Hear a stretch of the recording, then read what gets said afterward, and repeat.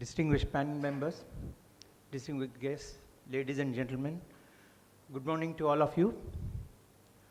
I have spent most of my career in public sectors, around 38 years in Bharat Electronics, 10 years initially in communication systems, followed by 14 years in EW systems, then 15 years in electro-optic systems. Now, after retirement, I am advisor to Servo control systems, who are in hydraulics, actuators, motion platforms, and even in sensors. They are done for Manglayana. I am representing Mr. Deepak Dhaduti as Servo control system. Briefly, for any industry to succeed, three P's are most important. One is the product, the processes, and the people. If you look at all these three, they need the skill. If you look at the product to be globally competitive, customer is right. Yesterday somebody was saying that our product PSQRs are made based taking the Google Guru's help. Best of the specifications are assimilated. That is right what customer needs. Also, we need to address the vision in technology. We need to achieve those products, certain technology. All DRDOs can put their roadmaps on website so that what technology they want to address for the future to achieve those products. Most of the products are developed either through DRDO or through public sectors or through ordnance factories.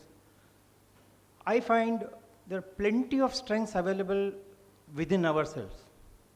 There's a lot of SMEs and MSMEs have been developed. Each one of you have individual inherent strength, and if you cluster them, definitely the Make in India can happen. The products can be achieved.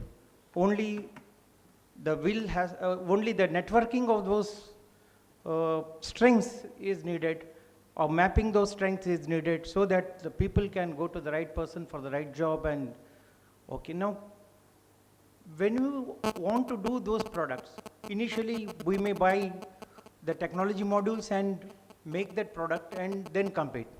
If you buy and sell totally, probably we may end up in high cost. If you take modules and approach that problem, probably we may end up in mid level.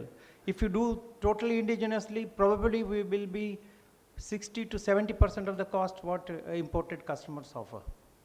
That is the advantage what it lies in Make in India. And definitely it is possible, according to me, with my experience in so many years in electro-optics. Or only thing now, I see here people representing academia also. If you look at network-centric system and other things, software skill is available. If you look at EW systems, yes, certain technology courses should address these subjects.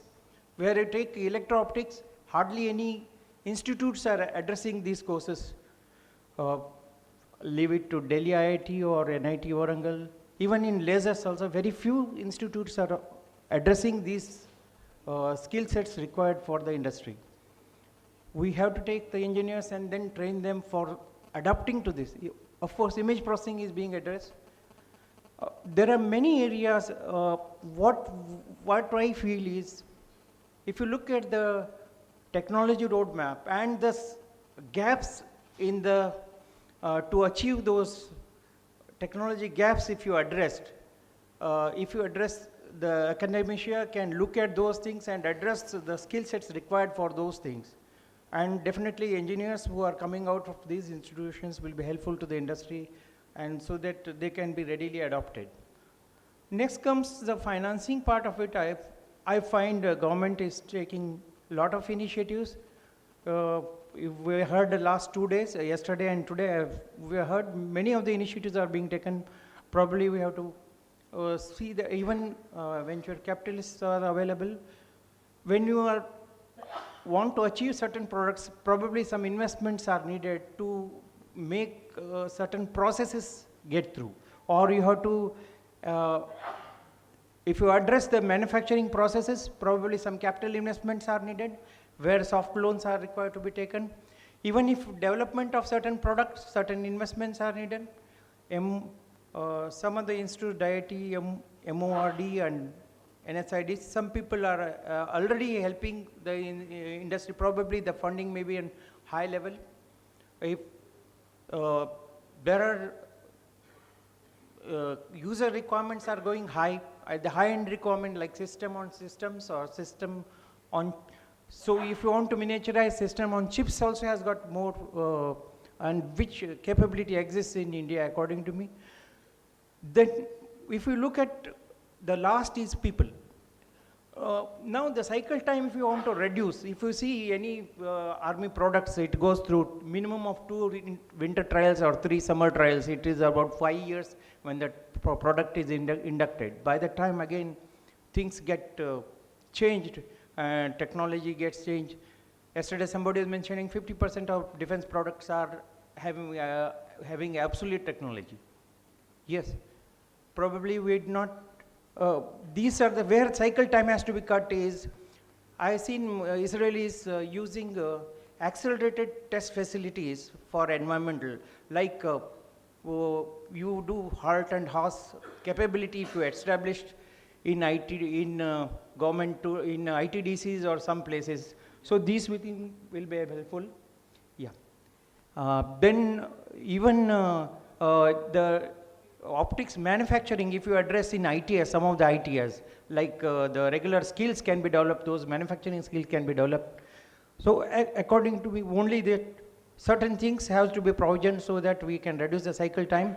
Then the people skill will be available. If you want to retain the skills, the industry has to be continuously have orders, and so that they should be able to address those things. Once we develop these technologies and once we develop those skill sets, probably even we can export many of the things, and we will be able to survive in this industry in the longer period. Definitely there is a scope, and according to me, we have great potential and we can do many more things in the future. Thank you very much.